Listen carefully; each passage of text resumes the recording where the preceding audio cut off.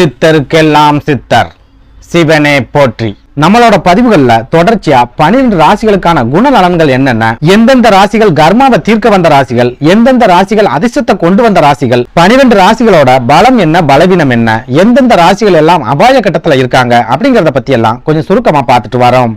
அதோட தொடர்ச்சியா இந்த பதிவுல ராசி கட்டத்துல 2வது ராசியா இருக்கிற நில ராசியான ரிஷபராசியோட குணநலன்கள் என்னென்ன, பலம் என்ன பலவீனம் என்ன, ரிஷபராசிக்கு என்ன மாதிரியான கர்மாக்கள் இருக்குது, இனி வரக்கூடிய காலங்கள் ரிஷபராசிக்காரங்களுக்கு என்ன மாதிரியான வாய்ப்புகளை ஏற்படுத்தி கொடுக்கும் அப்படிங்கறத பத்தி எல்லாம் கொஞ்சம் சுருக்கமா பார்க்க போறோம். அதனால ரிஷபராசி அன்பர்கள் இந்த வீடியோவை கொஞ்சம் கூட ஸ்கிப் பண்ணாம கடைசி வரைக்கும் முழுமையா பாருங்க.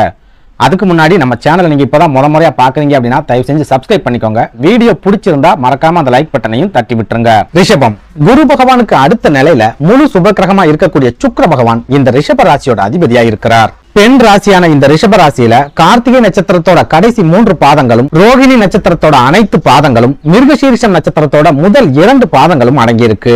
அனைத்து விதமான கலைகளுக்கும் அழகுக்கும் அதிபதியா இருக்கக்கூடிய சுக்கிர பகவான் ரிஷபராசியோட அதிபதியா இருக்கிறதால இந்த ராசியில பிறந்தவங்க கவர்ச்சிகரமானவங்களா இருப்பாங்க, அழகுக்கு முக்கியத்துவம் கொடுப்பாங்க. ஒரு தடவை பார்த்தாலே மத்தவங்களை வசீகரிக்கக்கூடிய அளவுக்கு அழகான தோற்றம் உள்ளவங்களா ரிஷபராசிக்காரங்க இருப்பாங்க. அவனை பாரியா கருப்பா இருந்தாலும் கலையா இருக்கான் அப்படின்னு சொல்லுவாங்கல்ல, அது மாதிரி இவங்க எந்த நேரத்துல இருந்தாலும் சரி கலையா இருப்பாங்க, கம்பீரமானவங்களா இருப்பாங்க.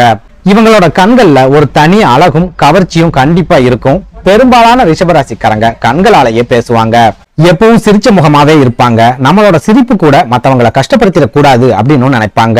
இவங்களோட பொதுவான குணநலன்களை பொறுத்த வரைக்கும் இவங்க மத்தவங்களுக்கு எடுத்துக்காட்டா ஒரு வாழ்க்கைய வாழ்வாங்க. அதாவது எப்படி வேணாலும் வாழலாம் அப்படின்னு இவங்க நினைக்கவே மாட்டாங்க. இப்படித்தான் வாழணும் அப்படின்னு ஒரு எல்லைக்கோடு போட்டு வச்சிருப்பாங்க. அந்த எல்லைக்கோட்டுக்குள்ளேயே இவங்களோட வாழ்க்கைய அமைச்சுப்பாங்க. இதனாலேயே இவங்களோட வாழ்க்கைய மத்தவங்களுக்கு எடுத்துக்காட்டா சொல்லக்கூடிய அளவுக்கு ஒரு சிறப்பான வாழ்க்கைய வாழ்வாங்க. பொது காரியங்கள் பொது நிகழ்ச்சிகள்ல கலந்துக்கிறதுல ஆர்வமா இருப்பாங்க. வந்தோம் போனோம் அப்படின்னு இருக்க மாட்டாங்க. எந்த காரியத்துல இருந்தாலும் வேலைகளை முன்ன நின்று எடுத்து போட்டு செய்வாங்க. அதாவது திருமண வீடுகளா இருந்தாலும் சரி, கிரகப்பிரவேச வீடுகளா இருந்தாலும் சரி, அல்லது இறப்பு மாதிரியான துக்க வீடுகளா இருந்தாலும் சரி, எல்லாரும் கை கட்டி வேடிக்கை பார்க்கும் போது ஒரே ஒருத்தர் மட்டும் ஓடி ஆடி எல்லா வேலைகளையும் இழுத்து போட்டு செஞ்சுக்கிட்டு இருப்பாங்க. அந்த ஒருத்தர் ரிஷபராசிக்காரங்களா இருப்பாங்க. நாம மட்டும் முன்னேறினா போதாது, நம்மளை நம்பி இருக்கிறவங்களும் நம்மளை சுத்தி இருக்கிறவங்களும் முன்னேறணும் அப்படின்னு நினைப்பாங்க. சொந்த பந்தங்களா இருந்தாலும் சரி, நண்பர்களா இருந்தாலும் சரி, அவங்களோட முன்னேற்றத்துக்கு பிரதிபலன் எதிர்பாராம உதவிகளை செய்வாங்க. சாமர்த்தியமா பேசுவாங்க, கவர்ச்சிகரமா பேசுவாங்க, சில சமயங்கள்ல வேடிக்கையாவும் பேசுவாங்க. ஆனா கூச்ச சுபாவம் இவங்களுக்கு இருக்கும் அப்படிங்கறதால முன்ன பின்ன பழக்கம் இல்லாதவங்க கிட்டையும் விருந்தாளிகள் கிட்டையும் பேசுறதுக்கு சங்கடப்படுவாங்க. அதுவே ஒருத்தர் கூட தொடர்ச்சியா பழகிட்டாங்க அப்படின்னா யாரா இருந்தாலும் இவங்களோட பேச்சை ரசிக்க ஆரம்பிச்சிருவாங்க. அந்த அளவுக்கு இவங்களோட பேச்சு கவர்ச்சிகரமா இருக்கும். வார்த்தைகளை அளந்து பேசுவாங்க, உறுதியா பேசுவாங்க, மத்தவங்க குத்தம் கண்டுபிடிக்க முடியாத அளவுக்கு நுணுக்கமாவும் பேசுவாங்க. பேசுறதுல கூட தனக்குன்னு ஒரு ஸ்டைல மெயின்டைன் பண்ற ஒரே ராசி ரிஷபராசியா தான் இருக்கும். இதனால இவங்களை அவ்வளவு சுலபமா யாராலையும் பேச்சுல ஜெயிச்சிட முடியாது. பேசி பேசியே எதிரியையும் நண்பனா மாத்தக்கூடிய ஒரு ஆற்றல் ரிஷபராசிக்காரங்க கிட்ட இருக்கும்.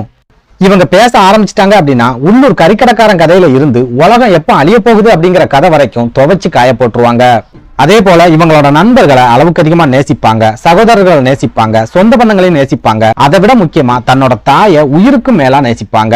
ஒரு குடும்பத்துல 4 குழந்தைகள் இருந்தாலும் சரி, தன்னோட தாய்க்கு ஏதாவது ஒண்ணுன்னா முதல்ல துடிக்கிறது ரிஷபராசியில பிறந்த குழந்தையா தான் இருக்கும். அந்த அளவுக்கு இவங்க தாயை நேசிப்பாங்க, தாயோட வார்த்தைகளுக்கு கட்டுப்படுவாங்க. இவங்க பாக்குறதுக்கு சாது மாதிரி சாஃப்டான கேரக்டரா தெரிஞ்சாலும் கோபம் வந்துட்டா எரிமலை மாதிரி பொங்கிடுவாங்க.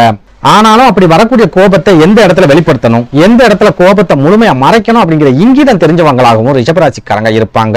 கடினமான உழைப்பாளிகளா இருக்கிற இவங்க எந்த கஷ்டத்தையும் தாங்கக்கூடிய அளவுக்கு மன வலிமையும் சகிப்புத்தன்மையும் உள்ளவங்களா இருப்பாங்க. இதனாலேயே இவங்க ஏதாவது ஒரு விஷயத்துல தோல்விகளை சந்திக்கிறாங்க அப்படின்னா உடனடியா தோண்டு போயிட மாட்டாங்க. தொடர்ந்து முயற்சிகளை செஞ்சுக்கிட்டே இருப்பாங்க. அது மூலமா ஒரு கட்டத்துல இவங்க வெற்றியாளராகவும் மாறுவாங்க.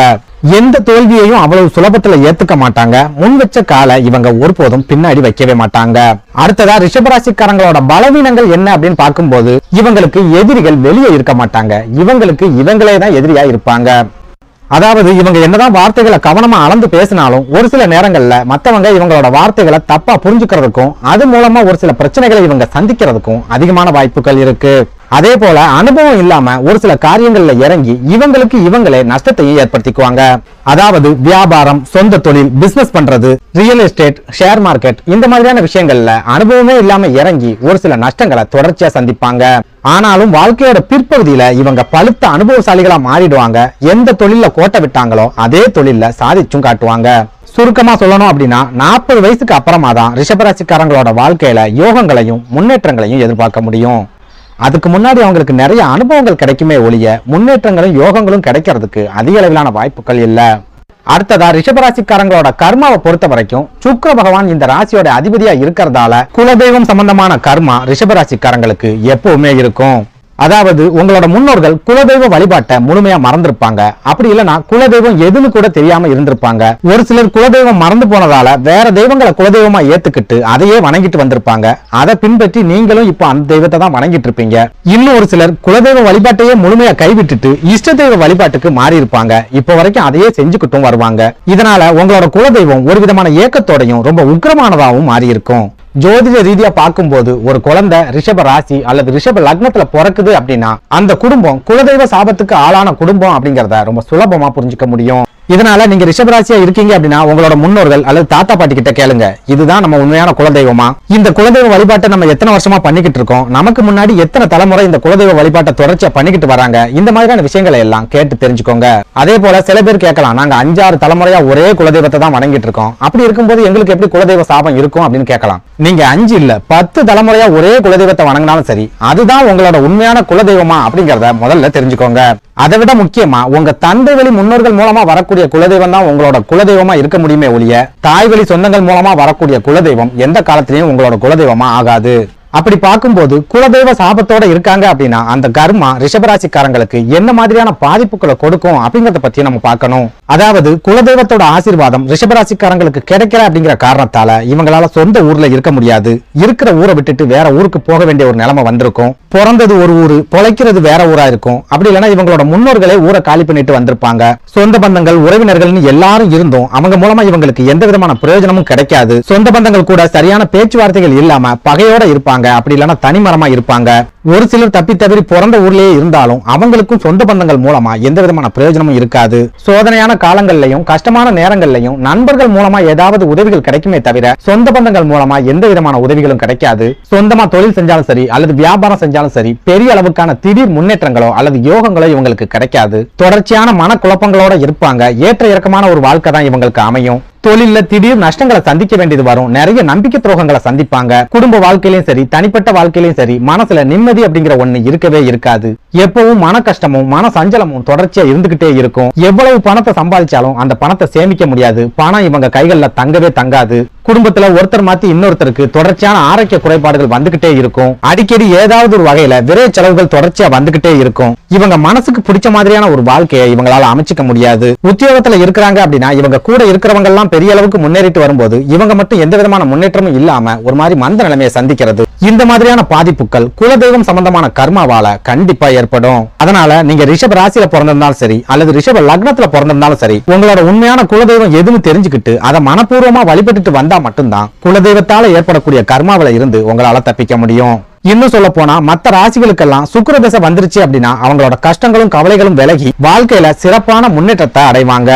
ஆனா ரிஷப ராசி அல்லது ரிஷப லக்னத்துல பிறந்தவங்க குலதெய்வ கர்மாவோட பிறக்கிற காரணத்தால சுக்கிர தசை இவங்களுக்கு பெரிய அளவிலான பாதிப்புகளை மட்டும்தான் கொடுக்குமே ஒழிய எந்த விதமான நல்ல பலன்களையும் கொடுக்காது, யோகங்களையும் கொடுக்காது.